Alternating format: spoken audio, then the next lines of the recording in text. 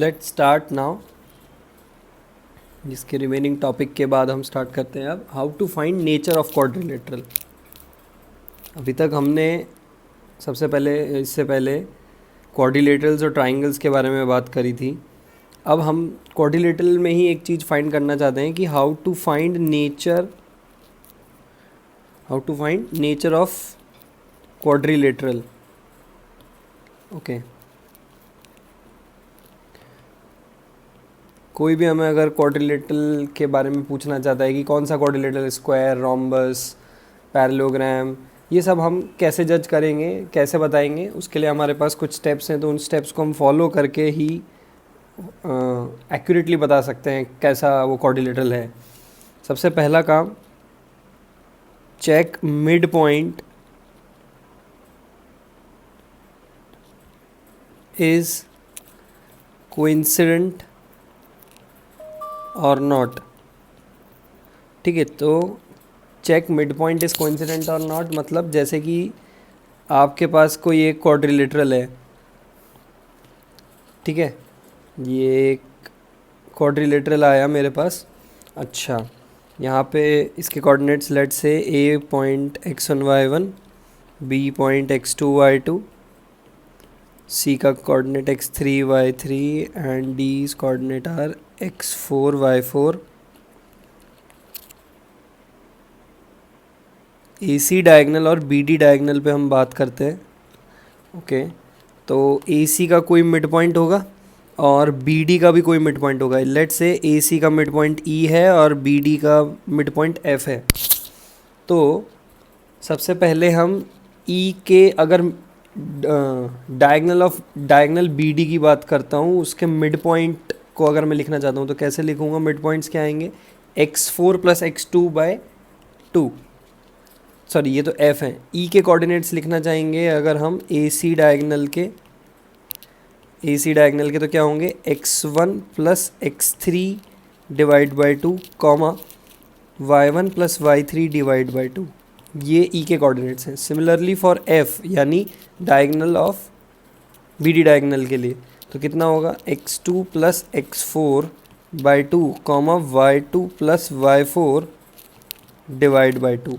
अब ये check mid point is coincident और नॉट। तो कोइंसिडेंट होने का मतलब क्या है यहाँ पे हमारे लिए कि चेक करेंगे अब हम x1 + x3/2 is equals to x2 + x4/2 and similarly for y also, y coordinate also.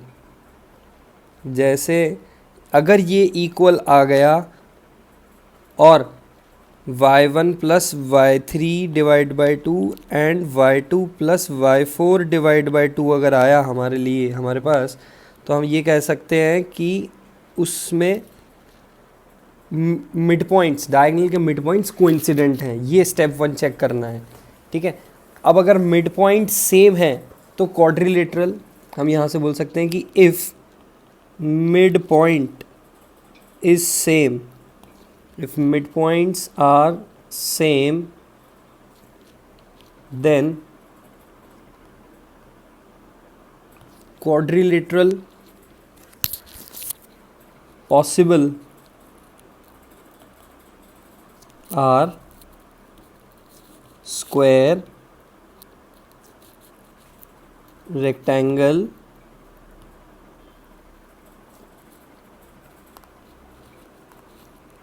parallelogram and fourth rhombus. These are the 4 quadrilaterals which are possible if the midpoints are coincident. Diagonals midpoint are coincident. Now step 2 में क्या बात करेंगे? Now check diagonals are equal or not. Now check diagonals are equal और not. कैसे चेक करेंगे? By using distance formula. Distance formula लगा के हम डायगनल्स चेक करेंगे यूजिंग डिस्टेंस फार्मूला। जैसे कि अगर लेट्स से कि ये हमारा डायगनल था, AC और BD 2 डायगनल हैं, तो AC should be equals to BD और दूसरा केस क्या हो जाएगी, ए सी और बी डी इक्वल ही ना हो। तो जब इक्वल नहीं होंगे तब कुछ और हमारे पास चीज़ें आएंगी, जैसे कि अगर इक्वल हुए तो हम यहाँ बोलेंगे स्क्वायर या फिर रेक्टेंगल, स्क्वायर या रेक्टेंगल में से कोई एक। अगर डायगनल्स इक्वल नहीं हुए तो क्या क्या हो सकता है, पैरेललोग्राम हो सकता है या रोम्बस हो जाएगा। तो हम इस तरीके से हम इनको कैटेगराइज कर रहे हैं ताकि हमें ईजीली पता चल जाए और हम एग्जैक्ट हमेशा आंसर पे पहुँचे। हमें थर्ड स्टेप में क्या है, नाउ चेक साइड्स। आपने पहले मिड पॉइंट को इंसिडेंट करा के देख लिया, अगर लेट से मिड पॉइंट को इंसिडेंट नहीं हुए तो आपके पास वो क्वाड्रिलेटरल ही रहेगा, फिर आप उसमें ये नहीं बोल सकते कि वो स्क्वायर है, रोम्बस है, कोई भी क्वाड्रिलेटरल होगा। फिर अगर स्टेप 1 क्लियर हुआ तो आप स्टेप 2 पे जाइए कि चेक करिए डायगनल्स इक्वल है कि नहीं है। आप डायगनल्स इक्वल हो जाएंगे तो आप और उसको फिल्टर आउट कर लेंगे कि हाँ मेरे पास जो 4 क्वाड्रिलेटरल यानी 4 पॉसिबिलिटी थी उसमें से 2 ही पॉसिबिलिटी रह गई है, स्क्वायर या रेक्टेंगल। या फिर अगर डायगनल इक्वल नहीं हुए तो पैरेललोग्राम, रोम्बस में आप जज करेंगे। स्टेप 3 में नाउ चेक साइड्स, साइड्स को चेक करिए।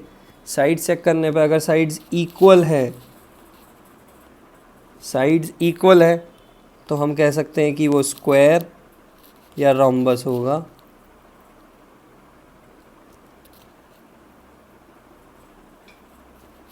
और अगर साइड्स अनइक्वल है तो हम रेक्टेंगल एंड पैरेललोग्राम पे हमारा डिसीजन लगा सकते हैं। चलिए, तो यहाँ तक हम इतना पहुँच गए हैं। ये किसी भी क्वाड्रिलेटरल का नेचर फाइंड करने के लिए ये हमारे पास 3 स्टेप्स हैं। पहला कि मिड पॉइंट कोइंसिडेंट है या नहीं है उन डायगोनल्स के, ठीक है। अगर कोइंसिडेंट है तो हम 4 उनमें से बोल सकते हैं क्या क्या, कि एक है स्क्वायर, रेक्टेंगल, पैरेललोग्राम, रोम्बस, कुछ भी हो सकता है, हम उनमें श्योर हो जाएंगे। फिर हम उनमें डायगोनल्स पे आगे बात करेंगे कि डायगोनल्स अगर की लेंथ इक्वल है या नहीं है। हम डायगोनल्स की लेंथ इक्वल करेंगे, अगर डायगोनल की लेंथ इक्वल है तो हम कह सकते हैं स्क्वायर रेक्टेंगल में से कोई होगा, डायगोनल की लेंथ इक्वल नहीं है तो हम पैरेललोग्राम या फिर रोम्बस में से बोलेंगे। और फिर हम तीसरे में बोलेंगे कि साइड चेक कर लेते हैं कि साइड्स इक्वल है या नहीं है। साइड्स इक्वल होगी तो स्क्वायर या रोम्बस, साइड्स अनइक्वल हुई तो रेक्टेंगल या पैरेललोग्राम। अच्छा, इसका एक चार्ट बना लेते हैं ताकि हमें एग्जैक्ट पता चल जाए कि कैसे किसको हमें डिवाइड करना है, क्या है क्या नहीं है। देखिए, आपके पास सबसे पहले क्या है, 4 पॉइंट्स गिवन होंगे, ठीक है, 4 पॉइंट्स गिवन टू यू। अच्छा, इन 4 पॉइंट्स में से जो भी आपको गिवन हुआ उसका मिड पॉइंट चेक करिए।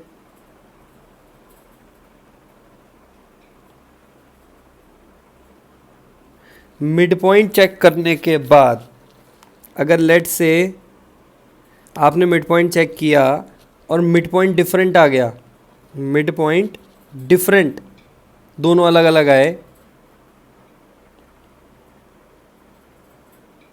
तो वहाँ से बाहर हो जाएंगे, हमें ज़रूरत ही नहीं, हम बोलेंगे ही नहीं कि कौन सा रेक्टेंगल फिर क्या है।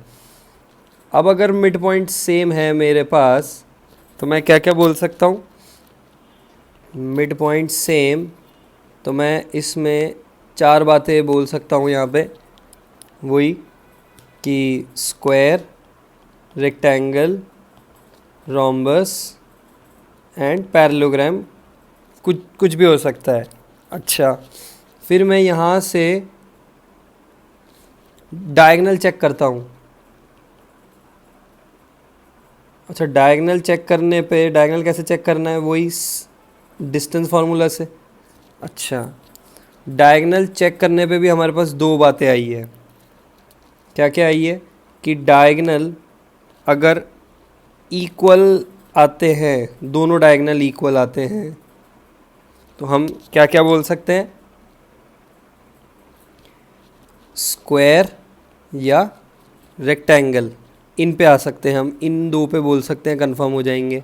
अच्छा, लेकिन डायगोनल अगर अनइक्वल है, क्या है, डायगोनल अनइक्वल है, ओके, तो डायगोनल अनइक्वल होगा तो हम ये कह सकते हैं कि पैरेललोग्राम होगा या रोम्बस होगा।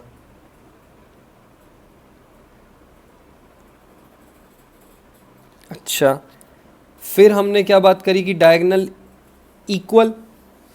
तो डायगोनल अनइक्वल के बाद हमने बात करी यहाँ पे डायगोनल, लेट से डायगोनल अनइक्वल है, तो हमने तीसरे स्टेप पे आए थे। तीसरा स्टेप क्या था कि साइड डिफरेंट। डायगोनल इनइक्वल में साइड डिफरेंट और साइड सेम, ठीक है। तो साइड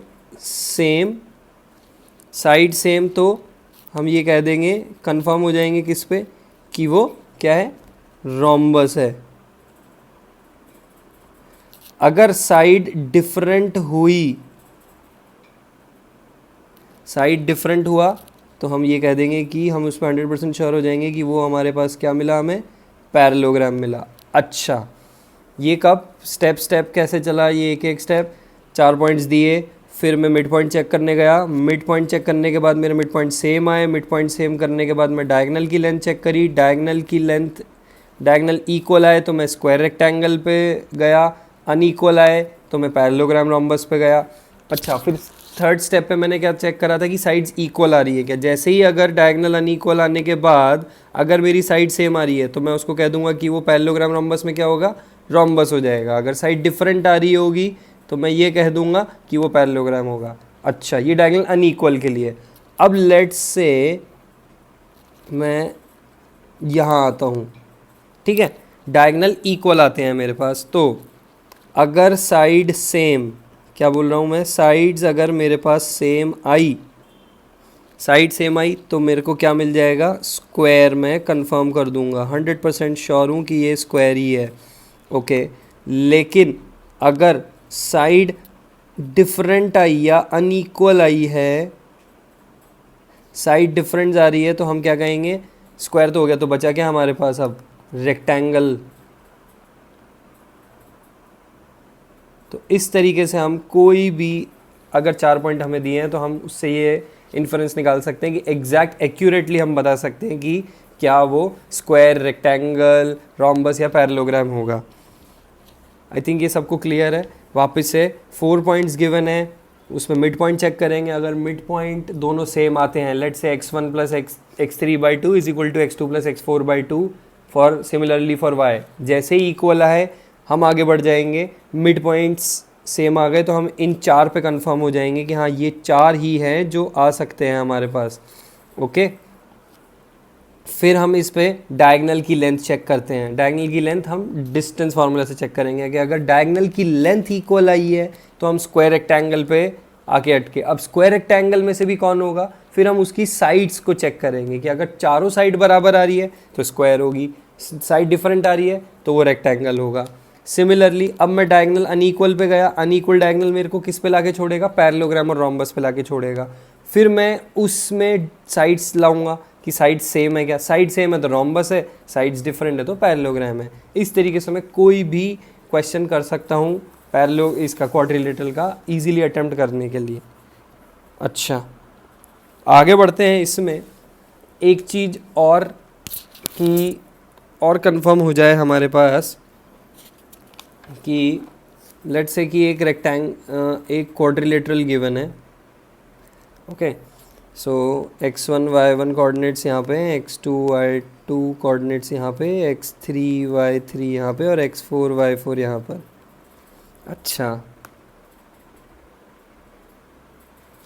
तो ये हमारे पास हैं और इनके बीच में एंगल कुछ है। Let's say angle between diagonals की हम बात करते हैं। इस लाइन का स्लोप है m2 और इस डायगोनल का स्लोप है m1। इफ़ स्क्वायर की बात कर रहा हूँ मैं, square if m1 perpendicular to m2, m1 और m2 परपेंडिकुलर होते हैं तो m1 m2 का वैल्यू कितना आता है, -1। ये आप आगे भी पढ़ सकते हैं, हम स्ट्रेट लाइन में और पढ़ेंगे। m1 not perpendicular to m2 तो m1 m2 not equal to -1, इतना याद रखेंगे। तो यहाँ लिख सकते हैं कि if diagonals if diagonals are perpendicular then it may be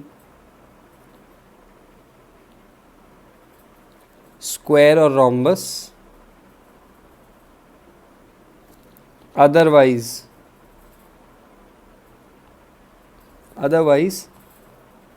parallelogram और रेक्टेंगल। और स्लोप कैसे निकाला जाता है, y2 minus y1 upon x2 minus x1। इतनी हमें ज़रूरत नहीं पड़ेगी अभी हाल फिलहाल, लेकिन हम फिर भी पहले से पढ़ के रखेंगे, ज़्यादा बढ़िया रहता है। चलिए, तो ये भी हमारा कवर हो गया। अब हम इस पे एक क्वेश्चन करते हैं, find mid point of ACBD, है ना। और फिर इससे हम चेक करेंगे कि लेट से A 0,0 A पॉइंट दिया है, B पॉइंट दिया है 3,0, C पॉइंट दिया है 3,4 एंड D पॉइंट दिया है 0,4। तो AC का मिड पॉइंट अगर मैं चेक करने जाऊँ तो 0 + 3, तो 3/2, 4 + 0/2, तो ये 2, 3/2, 2 आ गया। सिमिलरली अगर हम BD का मिड पॉइंट चेक करने जाएंगे तो मिड पॉइंट चेक करने के लिए वही कि 3 + 0, तो 3/2, 0 + 4/2, 2, तो 3/2, 2, 3/2, 2, यानी कोइंसिडेंट आ रहे हैं। तो यहाँ से हम ये कह सकते हैं कि mid points are what, coincident, जो हमने अभी पढ़ा था इससे पहले कि मिड पॉइंट कोइंसिडेंट आ गए। तो हाँ, हम कह सकते हैं कि क्या, स्क्वायर, रेक्टेंगल, पैरेललोग्राम, रोम्बस, कुछ भी हो सकता है। अब हम डायगोनल्स की लेंथ चेक करते हैं। ओके, डायगोनल्स ये बनेगा तो वैसे कि AC लेंथ चेक कर लेते हैं, A और C की लेंथ चेक करते हैं। तो A और C की लेंथ आ रही है 0 - 3 का होल स्क्वायर यानी 9 + 16 25, 25 का स्क्वायर रूट 5। सिमिलरली BD की लेंथ में अगर निकालता हूँ तो यहाँ पे कितनी आएगी, 3 - 0 यानी 9 + 16, अगेन सेम। तो डायगोनल्स की लेंथ सेम आ रही है। सेम आने का मतलब क्या हो गया कि मैं अब किस पे कंफर्म हो जाऊँ, स्क्वायर या रेक्टेंगल पे। ओके, अब स्क्वायर रेक्टेंगल को और कंफर्म करने के लिए उनके मैं साइड्स भी चेक कर सकता था, लेकिन मैंने अभी ये टॉपिक पढ़ा है ना कि स्क्वायर के लिए क्या करूँगा, मैं स्लोप ऑफ AC निकाल लेता हूँ। ठीक है, AC का स्लोप निकाल के देखता हूँ। तो AC का स्लोप मतलब A पॉइंट और C पॉइंट का स्लोप, यानी ये x1 y1, ये x2 y2, तो y2 माइनस y1। ठीक है, तो 4 - 0 अपॉन 3 - 0, तो स्लोप कितना आ गया, 4/3। सिमिलरली मैं slope of BD, diagonal BD का स्लोप निकालूंगा। तो B, ये x1 y1, ये x2 y2 आ गया मेरे पास। तो 4 - 0 अपॉन 0 - 3 कितना आया, y2 माइनस y1, तो ये कितना आया, -4/3। तो अगर M1 M2 दोनों का प्रोडक्ट -1 आ रहा है क्या, 4/3 इंटू -4/3 नहीं आ रहा है। M1 M2 -1 नहीं आ रहा है, तो हम ये कह सकते हैं कि ये क्या है, रेक्टेंगल है। ये कंफर्म हो गए हैं हम। अगर M1 M2 -1 आ जाता तो हम स्क्वायर पे हाँ कर देते, लेकिन यहाँ नहीं आ रहा है, तो इसके लिए ये हमारे पास क्या ऑप्शन बचा, यानी ये जो 4 पॉइंट्स दिए हैं ये किसके हैं, ये कौन सा क्वाड्रिलेटरल बनेगा, ये रेक्टेंगल बनेगा। क्यों, क्योंकि इसमें ऑपोजिट साइड्स इक्वल आ रही है और डायगोनल की लेंथ इक्वल है, और डायगोनल्स के बीच का एंगल कितना है, 90 डिग्री नहीं है, क्योंकि रेक्टेंगल में डायगोनल्स के बीच का एंगल 90 नहीं होता है। चलिए आगे बढ़ते हैं। एक और क्वेश्चन करने की कोशिश करते हैं। लेट्स से एक पॉइंट दिया P1,2, Q पॉइंट दिया है 4,5, R पॉइंट दिया है इसने हमें 0,3। फाइंड पॉइंट S पॉइंट है, PQRS रेक्टेंगल है, वही सेम ऑर्डर में, कि such that quadrilateral PQRS is, हमें वो चेक करना है कि रेक्टेंगल, स्क्वायर, पैरेललोग्राम, रोम्बस में से क्या है। ठीक है, तो सबसे पहले पी क्यू आर एस को हम ऐसे, ये पी पॉइंट को मैं 1,2, इस पॉइंट क्यू पॉइंट को 4,5, आर पॉइंट को हम 0,3 एंड एस पॉइंट को हम h, k मान लेते हैं, कुछ भी मान सकते हैं, कोई फ़र्क नहीं पड़ता उससे। तो हमें सबसे पहले डायगनल्स कोइंसाइड कराने होंगे। ओके, तो अगर डायगनल्स कोइंसाइड कराने के लिए चेक कर लेते हैं, तो सबसे पहले पी आर के डायगनल्स का मिड पॉइंट, तो 0 + 1/2, 3 + 2/2, तो ये 5/2 यानी 1/2, 5/2 आ रहा है।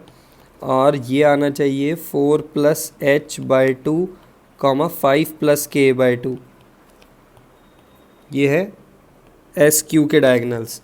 ये क्या होने चाहिए? इक्वल होने चाहिए, यानी h + 4/2 should be equals to 1/2, तो यहाँ से हम h कैलकुलेट कर लेंगे, और 5/2 should be equals to 5 + k/2। Okay, तो h की वैल्यू हमारे पास आती है -3 और k की वैल्यू आती है हमारे पास 0 यहाँ से। तो -3, 0 हमारे पास कोऑर्डिनेट आ गए, किसके? s के कोऑर्डिनेट्स आ गए। अच्छा, तो ये इसने हमसे पूछा था कि बताइए कि ये यहाँ क्वेश्चन में बोला है कि रेक्टेंगल, स्क्वायर, पैरेललोग्राम और रोम्बस तो है, बताइए इन चारों में से उसके कोऑर्डिनेट क्या होंगे। तो हमें सिर्फ कोऑर्डिनेट कैलकुलेट करने थे इसके, कि वो बोल रखा था उसने पहले कि स्क्वायर, रेक्टेंगल, पैरेललोग्राम, रोम्बस कुछ भी हो सकता है ये। तो क्योंकि कोऑर्डिनेट्स क्या हो गए इसके, मिड पॉइंट्स कोइंसाइड कर रहे हैं, इसलिए हम इसको, ये उसने पहले ही बोल दिया था कि स्क्वायर, रेक्टेंगल, पैरेललोग्राम्स में से कुछ भी हो सकता है, आपको तो बस एस के कोऑर्डिनेट्स बताने हैं। तो एस के कोऑर्डिनेट्स बताने के लिए हमारे पास सबसे अच्छा तरीका क्या हुआ कि हमने मिड पॉइंट कोइंसिडेंट करा के ही चेक कर लिया। ठीक है।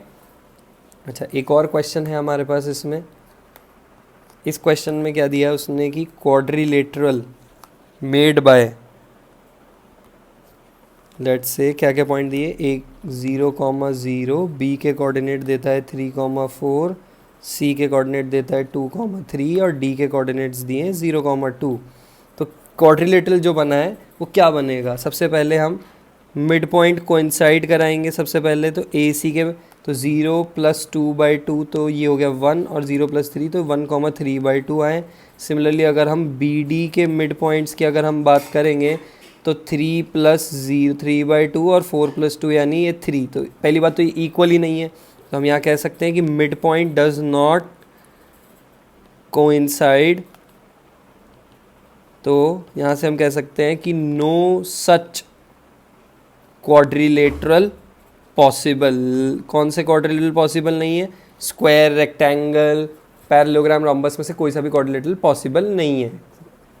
अच्छा, चलिए एक और क्वेश्चन करते हैं इस पे। If two coordinates of opposite sides of rectangle are 1,2, 5,8 and other diagonal is 2x + y + lambda = 0, then lambda is। अच्छा, दो कोऑर्डिनेट्स ऑपोजिट साइड्स के रेक्टेंगल के ये दिए हैं, और एक अदर डायगोनल इसने ऐसे दे दिया हमें। अच्छा, तो पहली बात तो इसे करना कैसे, अटेम्प्ट कैसे करें? तो पहली बात तो इसने हमें रेक्टेंगल दिया है। ओके, तो रेक्टेंगल में लेट्स से कि ए और सी के कोऑर्डिनेट्स दे दिए आपको, 1,2 दे दिया एंड 5,8 दे दिया, और अदर डायगोनल जो है, ये वाला जो डायगोनल दिया है और ये जो डायगोनल दिया है, हम इसको सॉल्व कर लेते हैं। तो ये इसके मिड पॉइंट तो कोइंसाइड करा रहे होंगे, तभी वो रेक्टेंगल है। तो इसने हमें डायगोनल की इक्वेशन दे दी क्या, 2x + y + लैम्डा = 0। अच्छा, तो ए और सी के जब हम मिड पॉइंट निकालेंगे, ए सी का मिड पॉइंट जब हम निकालते हैं ना, तो क्या आएगा, 1 + 5/2, 2 + 8/2, तो कितना आ गया ये 6/2, यानी ये तो आ गया 3, और ये आ गया 10/2 यानी 5। यानी अब ये जो 3 ये इसका भी, ये जो ए सी डायगनल का जो मिड पॉइंट है, सिमिलरली ये बी और डी, ये जो डायगनल की हमें इसने इक्वेशन दी है, ये ई पॉइंट को सेटिस्फाई करनी चाहिए तभी कोइंसाइड करेगा। तो हम क्या करेंगे कि ये 3,5 जो मिड पॉइंट आया है, ये हम इसमें क्या करेंगे, वैल्यू पुट कर देंगे, सेटिस्फाई करा देंगे। 3,5 should satisfy in 2x + y + lambda equal to 0। तो 2 × 3 + 5 + लैम्डा इक्वल टू 0, तो कितना आ जाएगा, 6 + 5 11। तो लैम्डा की वैल्यू कितनी आ जाएगी हमारे पास, -11 आ जाएगी।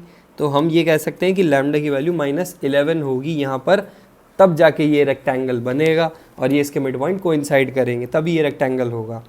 ठीक है, तो इस तरीके के ये जो इंटीजर टाइप क्वेश्चन है, ये आपको जेई मेंस, जेई एडवांस कहीं पे भी मिल सकते हैं और बहुत आसान क्वेश्चन है, कोई ज़्यादा बड़ा नहीं है। इस टाइप का क्वेश्चन भी मिल सकता है आपको जेई मेंस में। स्पेसिफिकली बोर्ड में ऐसे ही आते हैं, आप बोर्ड के लिए भी कर सकते हैं, कोई बड़ी बात नहीं है कि ये बोर्ड में ना पूछे जाएँ, बोर्ड में पूछे जा सकते हैं स्कूल में।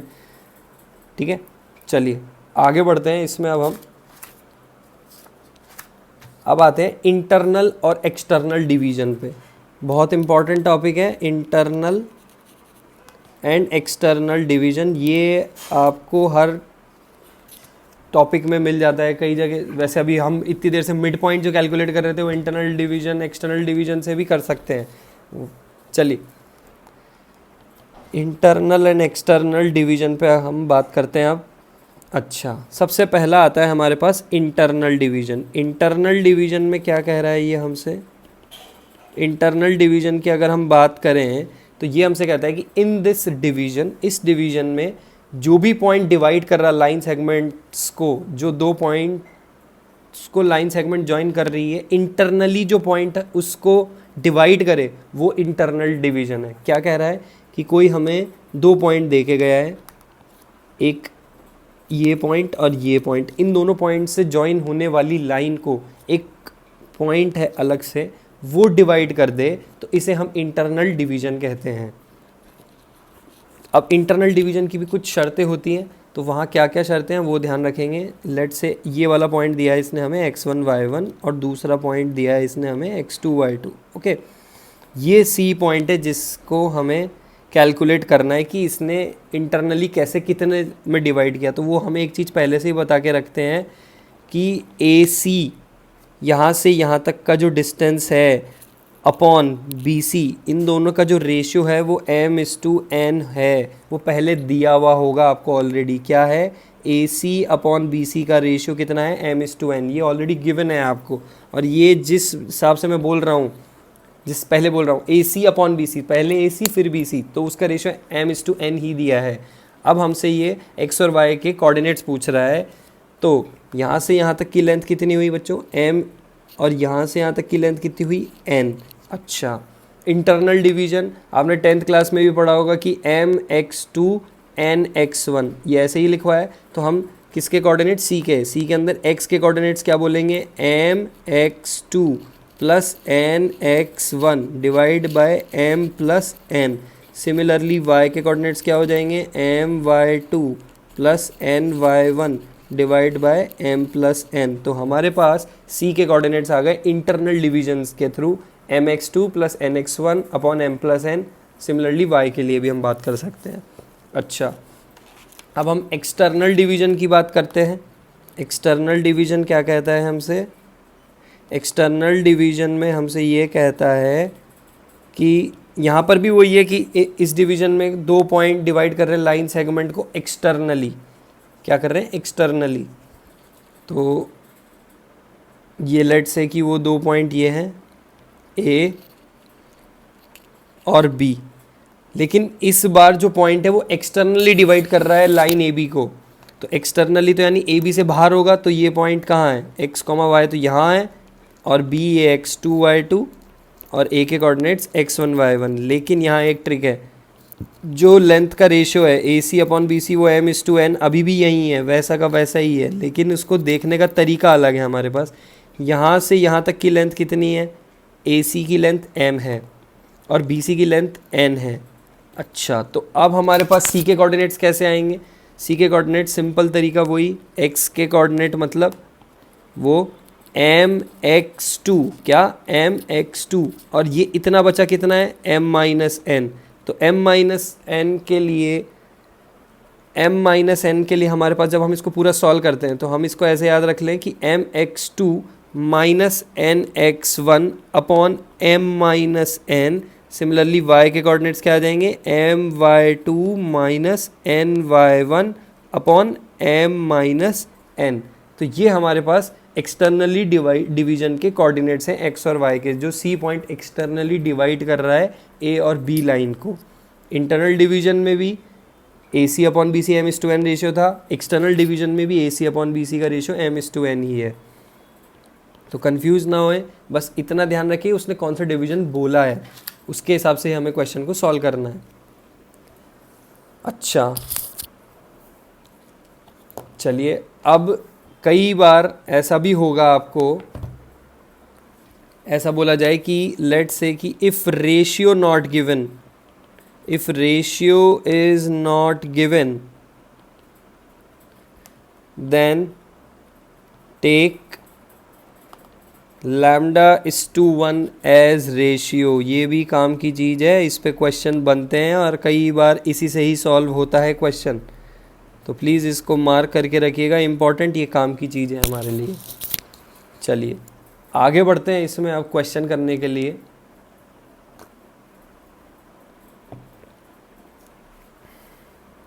एक क्वेश्चन करते हैं फिर आगे बढ़ते हैं इसमें, और क्या कहना चाह रहा है हमसे, और ये कि फाइंड कोऑर्डिनेट्स ऑफ पॉइंट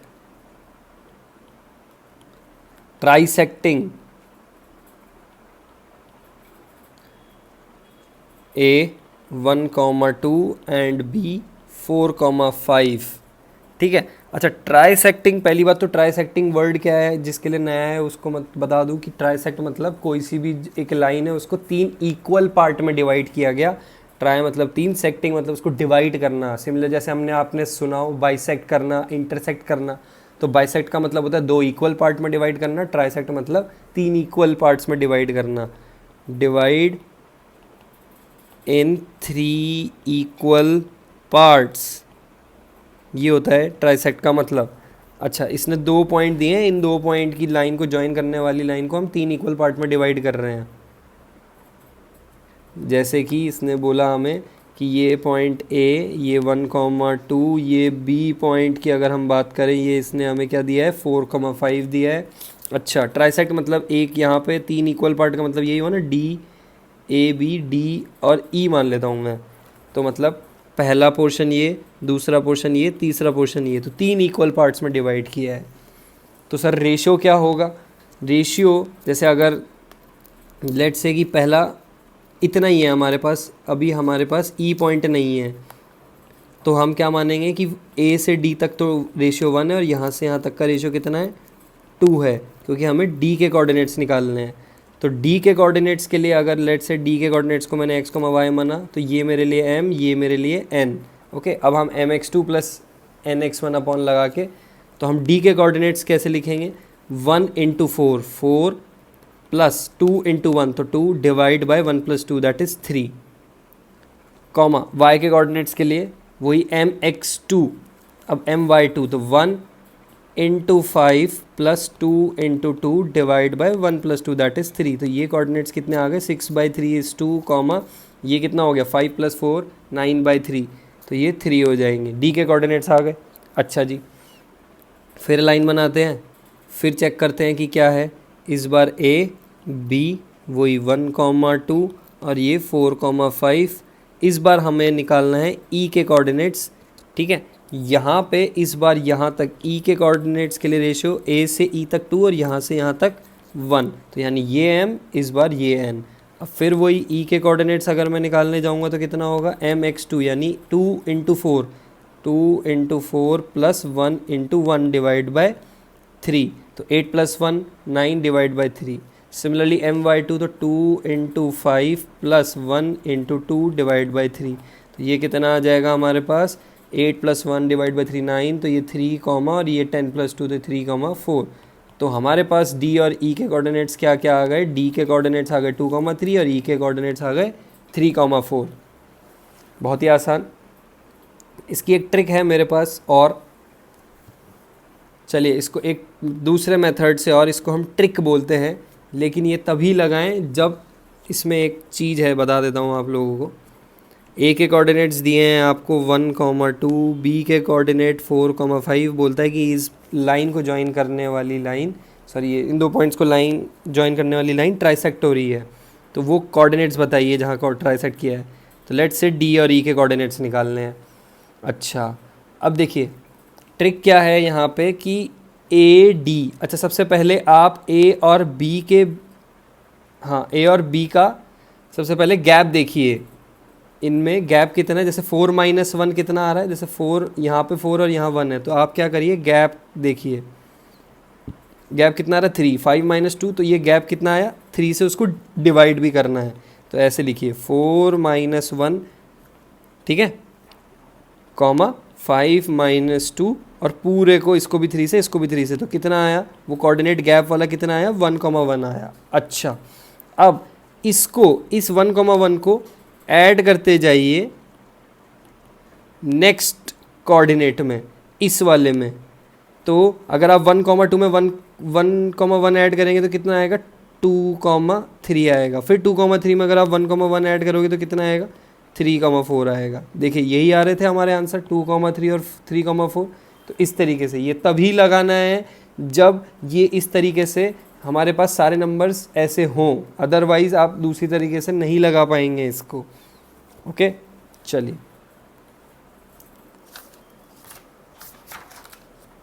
अच्छा,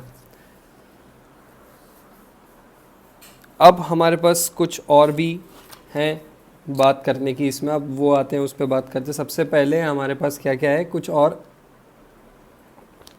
जैसे कि ये हमारे क्या क्या हो गया, क्वाड्रिलेटरल वाला पार्ट हो गया, इंटरनल एक्सटर्नल डिवीजन हो गया है हमारा, रेक्टेंगल कोऑर्डिनेट ट्रायंगल वाला सारा पार्ट हो गया है। ये अभी कोऑर्डिनेट सिस्टम में सबसे पहले हम पॉइंट्स पे बात कर रहे हैं, ये पॉइंट को समझ रहे हैं हम अभी।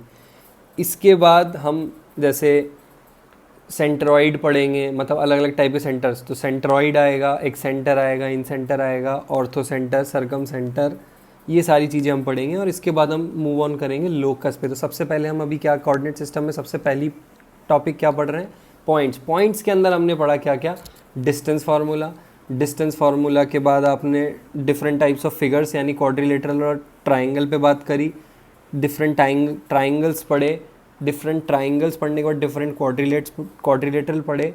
डिफरेंट क्वाड्रिलेटरल में भी आपने क्वाड्रिलेटरल कैसे पहचानना है, उसकी कैसे चेक करना है उसको, वो चेक किया।